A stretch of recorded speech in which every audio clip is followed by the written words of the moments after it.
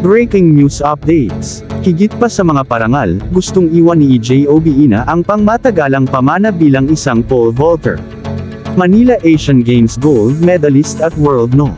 Itinakda ni EJ Obiina ang kanyang mga tingin hindi lamang sa isa pang parangal sa pole vault kundi pati na rin sa legacy na gusto niyang iwan sa sport. Noong Martes, nakipagsosyo si Obiina sa kumpanya ng teknolohiya sa marketing na Catapult Digital para makalakam ng pondo para sa kinabukasan ng Philippine pole vaulting.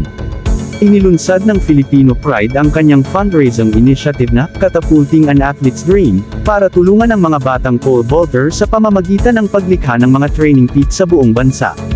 Bago ang kanyang panalo sa 19th Asian Games sa Hangzhou, China, nakabalik na sa Maynila si Obiina para ipalaganap ang kanyang misyon na ibalik sa bansa at ang esports na ginawa niyang global icon.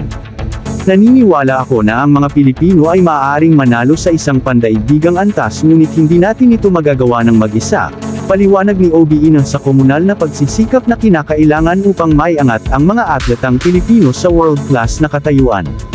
Ang komunidad ng Philippine pole vaulting ay may malaking potensyal.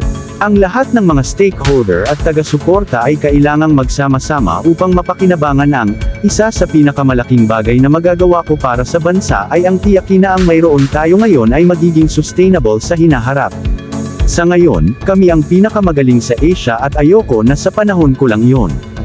Sa palagay ko malulungkot ako kung, kapag nagretiro na ako, babalik tayo sa pagiging halos wala sa sport.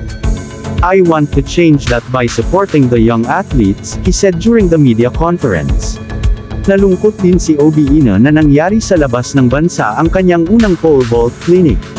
Nangako siya na sa bandang huli ay mahahawakan niya ang marami nito sa Pilipinas. Gusto kong turuan ang mga Pilipino, mga kababayan ko, at maimpluwensyahan ang susunod na henerasyon. Sana, kunin nila ang sport pole vaulting.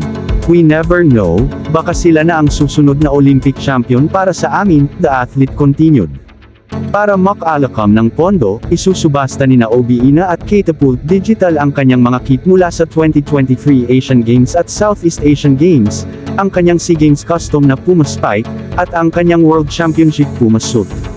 Ang mga karapat-dapat na paaralan at mag-aaral sa buong Pilipinas ay pipiliin bilang mga benepisyaryo para sa training pit construction at pole vaulting program sa pangunguna ng ama ni EJ, SEA Games medalist at pole vaulting mentor, Coach Emerson Obiina. Ang mga interesadong donor at paaralan ay maaaring makipag-ugnayan sa Facebook page ni EJ Obiina. Si EJ Obiina ay nagbibigay inspirasyon at nagpapaalala sa atin na ang Pilipinas ay tunay na world-class pagdating sa talento, dagdag ni Francis Oy, CEO ng Catapult Digital. Noong araw na iyon, nakatanggap si Obiina ng 5 million pesos cash gift mula sa Filipino-Chinese business community mahigit isang linggo matapos maiuwi ang ginto sa China.